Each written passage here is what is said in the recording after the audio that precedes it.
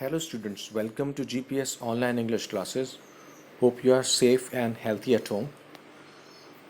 We are on lesson number 11, phrase, which we have completed. Today we are going to do the exercise part, जिसमें से कुछ आप अपने आप ही try करेंगे. आई होप कि इसमें से आपने कुछ कर लिया होगा because it was it was a part of worksheet. ये वर्कशीट थी आपके लिए. फिर भी I would like you to get some hint. थोड़ा सा हिंट लेकर आप कर सकते हैं. Those who are having some difficulty, जिनको प्रॉब्लम आ रही होगी उनके लिए. देखिए, ये जो फ्रेज़ पर एक्सरसाइज है, आपको एक सेंटेंस दे दिया गया है पूरा. This is exercise A, page number 41. Okay, open up your books to page 41 and get a pencil और a pen. I hope you ready. So the first question is, पहला क्वेश्चन क्या कहता है? Choose the correct answer. ये आप देखिए, choose the correct answer that correctly identifies the type of phrases.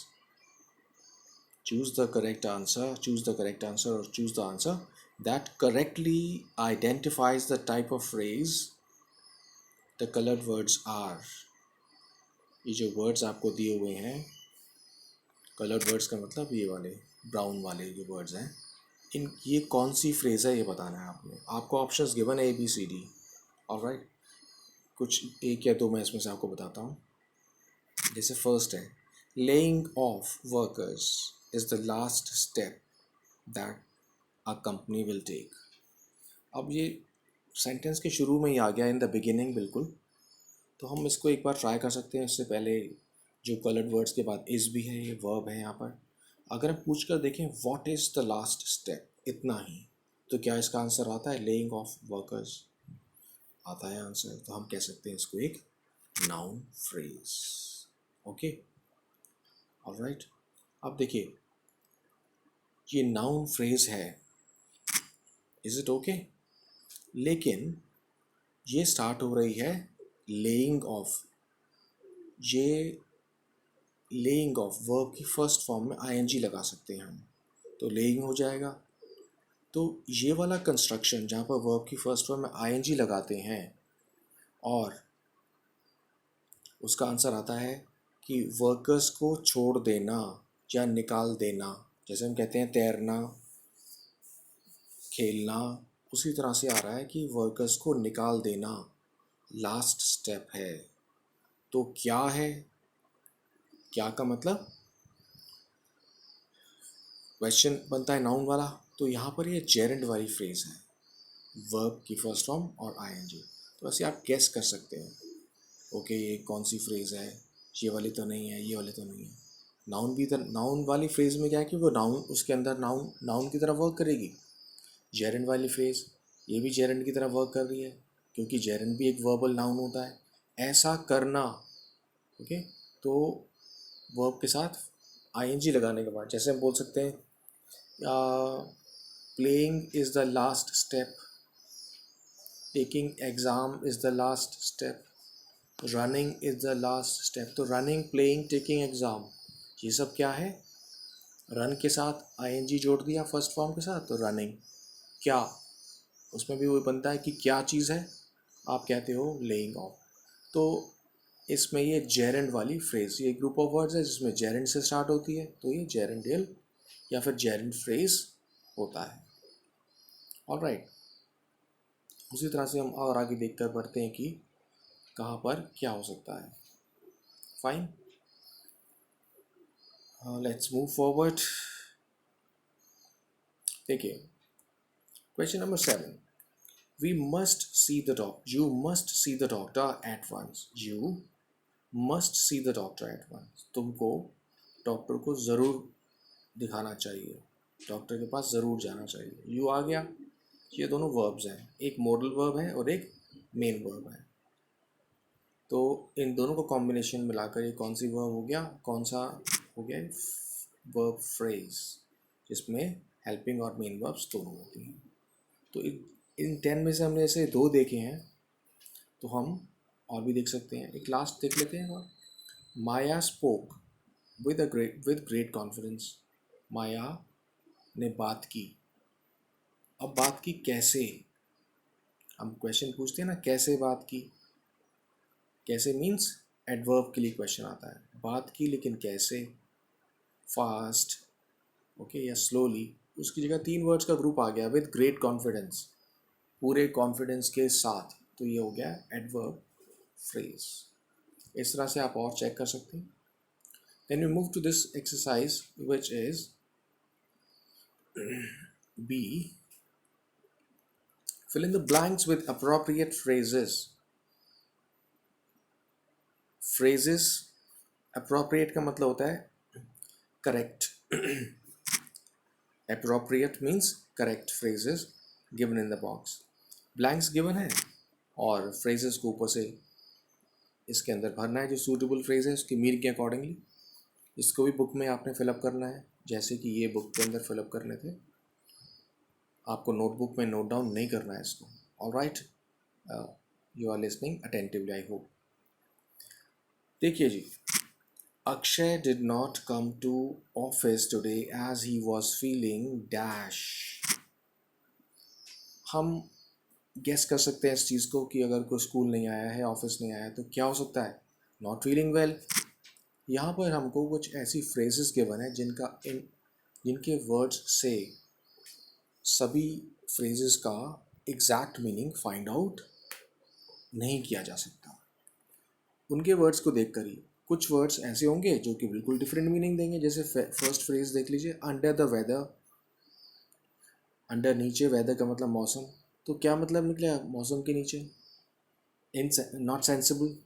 अब देखिए क्या है, if you look up dictionary for that, dictionary देखेंगे जो कि हमें ज़रूर देखनी चाहिए डिक्शनरी, ऑलराइट, या फिर आजकल गूगल है डिक्शनरी के अंदर, उसको ज़रूर हमें कंसल्ट करना चाहिए। तभी वोकेबलरी इंक्रीज़ होती है, तभी इडियम्स, फ्रेजेस, ये जितनी भी चीज़ें हमें मिलने को आ रही हैं ये सभी उन्हीं से पता चलती हैं हमको, वो क्या है, कैसे प्रोनाउंस करते हैं वर्ड को, ओके।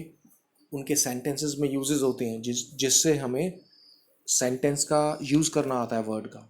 अगर वर्ड को सेंटेंस में यूज़ नहीं करेंगे, लिखेंगे और बोलेंगे नहीं, तो वो बेकार हो जाता है। उसी तरह से आप सबको इसे फॉलो करना चाहिए। तो look up in the dictionary. अब देखिए मैं आपको बताता हूँ कि है क्या ये।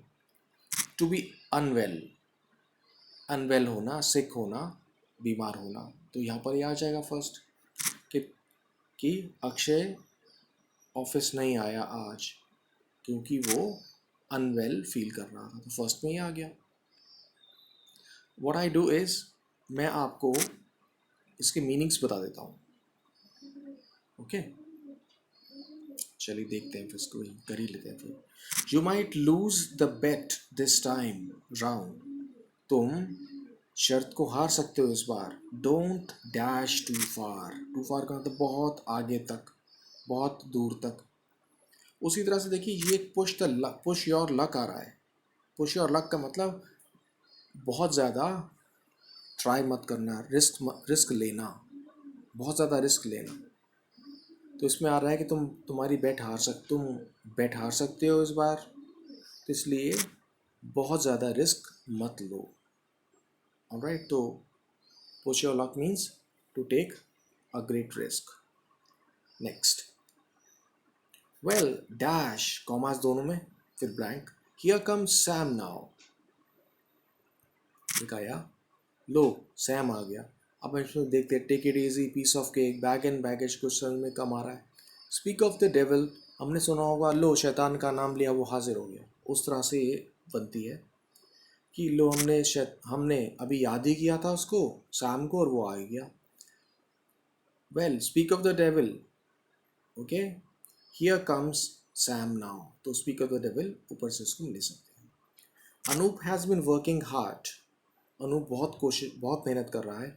फॉर द पास्ट 2 मंथ्स, पिछले 2 हफ्तों से, सॉरी पिछले 2 मंथ्स, 2 महीनों से। He should dash, okay. तो क्या करना चाहिए उसको? 2 महीनों से कोशिश कर रहा है, तो अब उसे क्या करना चाहिए? तो हम कोशिश करते हैं भरने की, टेक इट ईजी, उसको इसे ईजीली लेना चाहिए। टेक इट ईजी का मतलब टू टेक थिंग्स ईजिली, मतलब बहुत सीरियसली नहीं ले किसी चीज़ को, या आराम करना, टू रिलैक्स हो गया इसका मतलब, तो उसको थोड़ा रिलैक्स करना चाहिए। इसमें हम भर लेंगे इसको। ऑलराइट, नेक्स्ट देखते हैं। Just relax and dash. एक और आ गया फिफ्थ, जस्ट रिलैक्स, आराम करो। जैसे टेक इट इजी हम कह सकते हैं, एंड डैश, और क्या करो, फिर एक्सक्लेमेशन मार्क दे दिया। हमने देखा है कि ये बन रहा है go with the flow. Go with the flow का मतलब होता है कि जो मेजॉरिटी लोग, जो लोग ज़्यादातर कर रहे हैं वही काम आप भी करने लग जाओ। जो काम ज़्यादातर लोग करते हुए दिखें वही करने लग जाएगा। Right, fine. अगर कोई गेट गेट बंद है, आपको लग रहा है कि गेट क्लोज्ड है कोई, तो क्या कर रहे हैं लोग? अब लोग क्या कर रहे हैं, लोग किसी वॉल को क्रॉस ओवर कर रहे हैं, तो आप उनको देखते ही वही काम करने लग जाते हो। Go with the flow. क्या आप सोचते हो कि चलो कोई बात नहीं, टेस्ट जो है वो बाद में होगा, जिस दिन होगा उससे पहले ही हम रिवाइज कर लेंगे इसको, तो you go with the flow. कुछ बच्चे रोज़ाना ही करते जा रहे हैं, तो उनको देखते ही आपको लगता है कि सारे बच्चे करते जा रहे हैं, तो let's go with the flow, हम भी सारे करते हैं। ऑलराइट, तो औरों को देखकर जैसे वो कर रहे हैं, मेजॉरिटी को देखकर वैसा ही करना है, इस go with the flow. I hope you understand it. If this plan does not work, अगर ये प्लान वर्क नहीं करता, अगर ये प्लान नहीं चलता है, पूरा नहीं होता है, वी आर डैश, क्या होगा फिर?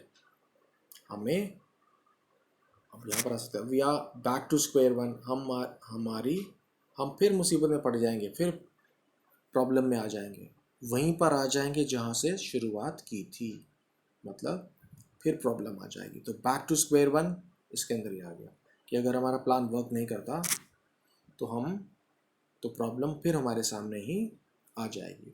We will be in the problem again. Next, cooking is a dash for my mother. Cooking मेरी मम्मी के लिए क्या है?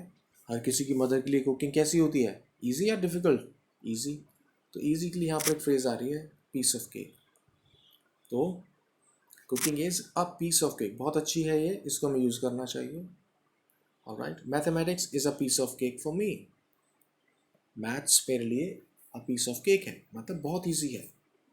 ओके, सॉल्विंग रिडल्स, पहेलियाँ सुलझाना, is a piece of cake, वो बहुत ईजी है। Next, the family has move to Japan. फैमिली जापान चली गई है। मूव टू का मतलब चली गई है, शिफ्ट कर लिया है, डैश। अगर कोई शिफ्ट करता है तो ऑब्वियसली आप देखेंगे तो चेक करेंगे कि इनमें से क्या बन सकता है। अगर आप एक जगह से दूसरी जगह पर जाते हैं, घर बदलते हैं वगैरह, तो बैग एंड बैगेज, सारा सामान, ओके, सब कुछ। तो move to Japan with bag and baggage, तो विद और लगा देना पड़ेगा यहाँ पर, अपने सामान के साथ। Next, some students study at the dash for their exams. कुछ स्टूडेंट्स स्टडी करते हैं एट द डैश, कब? ध्यान आ रहा है कुछ इसमें से? टाइम वाली बात कौन सी आ रही है? एट द 11th आवर, मतलब बिल्कुल आखिरी मौके पर, बिल्कुल आखिरी टाइम पर, जब कुछ बचता ही नहीं है करने के लिए, तो एट द 11th आवर मतलब just eight the last time, जिसे हम कह सकते हैं। तो ये फिर इसमें 11th आवर भी बहुत अच्छी है, बिल्कुल ठीक है। कि जैसे कोई बच्चे को कहा गया हो कि जब तक आपका एडमिट कार्ड नहीं होगा तब तक आप एग्ज़ाम्स के लिए नहीं बैठ सकते, तो सभी बच्चों ने कह दिया है, लेकिन अचानक एक बच्चे ने बैग चेक किया, उसमें नहीं था, अब एग्ज़ाम शुरू हो चुका है। ऑलराइट, मान लीजिए होने वाला है या 5 मिनट रहते हैं, तो एकदम से टीचर बोलेंगी कि आपने 11th आवर मुझको बताया है, अभी तो मैं चेक करने के लिए आ रहा हूँ। तो एट द 11th आवर का मतलब बिल्कुल आखिरी टाइम पर, at the last hour. Excuse me. The next is, my father was dash whether to buy the expensive car or not. मेरे पापा डैश वेदर, कि हम महंगी कार खरीदे या नहीं। तो यहाँ पर एक डिसीजन हो गया, क्लियर नहीं हो पा रहा क्या करना है क्या नहीं हो रहा, कन्फ्यूजन, इन अ फिक्स, मुसीबत में, प्रॉब्लम में। तो माई father was in a fix, ये भी बहुत जनरल और बहुत सिंपल सी फ्रेज है। इन अ फिक्स का मतलब इन अ डिफ़िकल्टी। तो हमने 10 कर लिए। ऑलराइट, ऐसे ही देखिए ये सभी फिर दोबारा से रिपीट हो रहे हैं, आपको इनके सेंटेंसेस करने हैं। एट द 11th आवर जो हमने किया है, बियॉन्ड क्वेश्चन, अनडाउटेडली, इसमें कोई शक ना हो किसी चीज़ का, तो उसको हमने अनडाउटेडली को यूज़ करना है, ये उसका मीनिंग है, beyond question. Bye fair means और फाउल, उसमें अब ब्रैकेट में जो आ रखा है फिर मीनिंग देखिए कि चाहे कोई भी रास्ता हो, अच्छा या बुरा, कोई भी साधन हो, एज अ रूल, इसका मतलब है यूजुअली, अक्सर। ओके, इसका मतलब as a rule I I exercise before taking bath, कि यूजुअली मैं पहले नहाने से पहले एक्सरसाइज करता हूँ, तो ये बन सकता है। उसी तरह से एट फिंगर्स क्रॉस्ड, यहाँ पर आगे ready with and through and thorough knowledge of, कि एक इंसान जिसको पूरी नॉलेज हो इसलिए वो रेडी है, तो ये आप इसमें फ्रेज को यूज़ कर सकते हैं। एट ऑल कॉस्ट, हर कीमत पर, किसी भी तरह से, चाहे कोई भी कॉस्ट या कोई भी चीज़ छोड़नी पड़े। ऑलराइट, सेक्रीफाइस मीन्स छोड़ देना भी होता है, to go without something. Okay, किसी को जान से मारना नहीं। Alright, next thing, at arm's length, to be at a distance, मतलब दूरी रखना, बहुत ज़्यादा घुलना मिलना नहीं। फेमिलियरिटी मीन्स घुलना मिलना, तो उसमें भी आप यूज़ कर सकते हैं इसको, कि मैं कैसे लोगों से दूरी रखता हूँ। एट डैगर्स ड्रॉन, ये भी ठीक है, इसको लिखने में काम आ सकती है ये। ओपन एनमिटी, मतलब जब बहुत ही दुश्मनी हो, कि वो तो एक दूसरे से बोलते ही नहीं है, okay, because they are at daggers drawn, वो बहुत ज़्यादा एक दूसरे से दुश्मनी महसूस करते हैं। इन टू माइंड्स, ये बहुत सिंपल है, बहुत अच्छी भी है। इन टू माइंड्स का मतलब जब when you are not sure, आप दो चीज़ें आपके सामने हैं चॉइस, आपको लग रहा है कि मैं ये वाला क्वेश्चन का आंसर अटैम्प्ट करूं या इस वाले का आंसर अटैम्प्ट करूं, दोनों ही मुझे बहुत अच्छी तरह से आते हैं, then you will be in two minds कि मैं क्या करूं। As a matter of fact, actually इसका मतलब होता है असल में, रियलिटी, वस्तुतः, कि मैं अब असलियत में क्या करूं, as a matter of fact. Okay, तो इसका भी हम बना सकते हैं। तो इसके लिए आपको आपने इसको किया, ये भी आप ट्राई कीजिएगा। नेक्स्ट वाला, identify and underline the phrases, बहुत ईजी है, फ्रेजेस को आपने अंडरलाइन करके आइडेंटिफाई करना है। ऊपर जो फर्स्ट क्वेश्चन है वो इसी तरह से है। फिर और इजी आ गया ये कि आपने अप्रोप्रिएट आंसर चेक करना है, इसमें से क्या हो सकता है, ये तो बहुत ज़्यादा इजी है। मे आई ओपन द विंडो, क्या मैं दरवाज़ा विंडो खोल सकता हूँ, क्वेश्चन पूछा गया है, परमिशन मांगी गई है, तो इसमें से आप क्या जवाब दे सकते हो, नहीं खोलो। ठीक है, मैं चाहूँगा कि तुम ना खोलो, नो। तो आप देखना है कि कौन सा आप रिप्लाई कोई कर सकते हो। क्या आप मुझको टाइम बता सकते हो, could you tell me the time please. तो रिक्वेस्ट की गई है, yes I could, yes, yes of course, okay, हाँ बिल्कुल। तो देखना है आपको कौन सा इसमें से आप कर सकते हैं। उसी तरह से ये भी फ्रेजेस जो आ रही हैं, इनके मीनिंग्स गिवन है कॉलम बी में। In the nick of time, ये भी मतलब वही है कि बिल्कुल आखिरी, लास्ट टाइम पर, at the 11th hour. Kith and kin, relatives and friends जिसे हम बोलते हैं, अपने मित्र, अपने सगे संबंधी। इन वोग, मतलब फैशन में जो चल रहा है, currently in fashion. Ins and outs, ins and outs का मतलब होता है कि किसी चीज़ को कम्प्लीटली जानना, to know something deeply. Okay, in quest of, मतलब किसी चीज़ की तलाश में, pursuing something, to find out something. In full swing, मतलब पूरी तरह से, फुल स्विंग का मतलब ज़ोरों शोरों जिसे आप कहते हैं। ओके, कि बहुत अच्छी तरीके से, वेरी वेल, कोई चीज़ होना, कोई काम चलना। जैसे आपसे पूछा जाए कि आपकी प्रेपरेशन कैसी चल रही है, कैसी चल रही है गेम्स की, आप बोलेंगे sir in full swing. In a roundabout way, किसी चीज़ को घुमा कर कहना, राउंड अबाउट होता है चौराहा। ओके, तो किसी चीज़ को इनडायरेक्टली कहना। इन अ फिक्स का मतलब अभी आया था कि प्रॉब्लम में, इन अ डिफ़िकल्टी। मैं अभी लॉकडाउन है तो मैं लॉकडाउन में क्या करूं, I am in a fix. मुझे जाना भी है अपने फ्रेंड के पास क्योंकि उसकी मैरिज है, तो I am in a fix, कैसे जाऊं। Hand in glove, hand in glove का मतलब होता है मिलजुल कर काम करना, खासकर सीक्रेटली। ओके, कि चुपचाप कोई नेगेटिव चीज़ करना मिलकर किसी के साथ, साजिश या कुछ और हो सकता है। 10 is by leaps and bounds. इसका मतलब होता है कि बहुत ज़्यादा, इन अ लार्ज प्रपोर्शन और इन अ ग्रेट प्रपोर्शन, बहुत ज़्यादा। जैसे मेहनत कर रहे हैं तो सफलता होना, सफल हो जाना, तो इनके इक्विवेलेंस हैं साथ साथ। इक्विवेलेंस का मतलब इनके मीनिंग्स गिवन हैं, जो आपको मैंने लेफ्ट में बताया। अब एक एक करके मैच करना आप और देखना कि कौन सा किसके साथ सूट करता है। फर्स्ट उन्होंने एग्जाम्पल गिवन है, आपको दिया हुआ है। फर्स्ट का एट द 11th आवर जो बात आ रही थी कि बिल्कुल आखिरी में। Alright, so I hope that you will be able to do it yourself. आपको करने में आसानी होगी, थोड़ा सा हिंट हो गया है, थोड़ी एक्सरसाइज बड़ी थी, टॉपिक थोड़ा डिफरेंट था। देन आई थॉट कि आपके लिए थोड़ा सा डिस्कशन आपके साथ किया जाए तो वो अच्छा रहेगा। Alright, so take care of yourself, see you later, thank you so much.